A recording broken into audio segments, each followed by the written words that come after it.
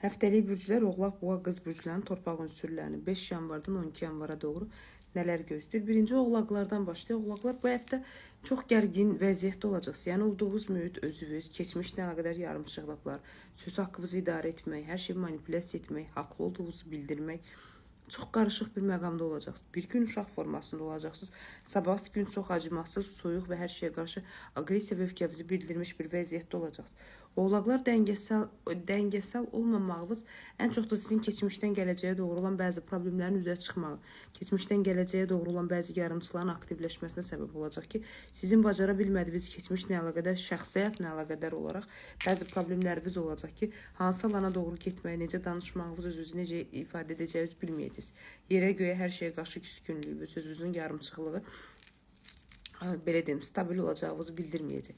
Sağlamlıqla əlaqədar olaraq mədə, bağırsaq və onurğanızla əlaqədar narahatçılıqlarınız normadan çox olacaq. Bu həftə Oğlaqlar danışdığınız sözlərə, fikirlərə çox fikir verin.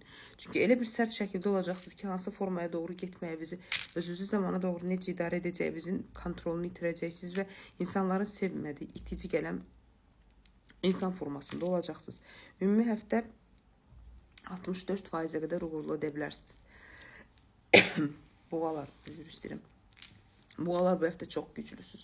Bu həftə risk edəcəksiniz. Emosiyalarınız, işiniz, imtahanınız, özünüz üzərinizdə aktivliyiniz, hər şeyi stabil puzzle şəklində birləşdirməyiniz, planlı getməyiniz, addımlarınızın məntiqli olaraq irəliləməyi, sevgi şəxsiyyətlə əlaqədar boğalar nə problem varsa, nə yarımçılığı varsa, onları bu həftə hamısını əldə edəcəksiniz. Çox uğurlu həftədə, həftənin uğurlarından biri də boğalar sizsiniz. Çünki həm güc var, həm risk var, həm beyniniz var, həm hissləriniz, emosiyalarınız var.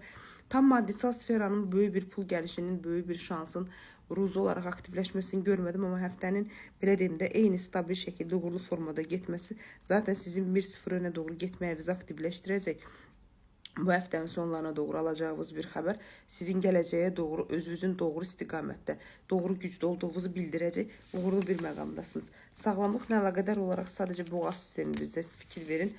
Boğaz zob ola bilər, mədə bağırsağa doğru gedən burada qidalama borusu ola bilər, boğaz ola bilər, zəif bir alandadır.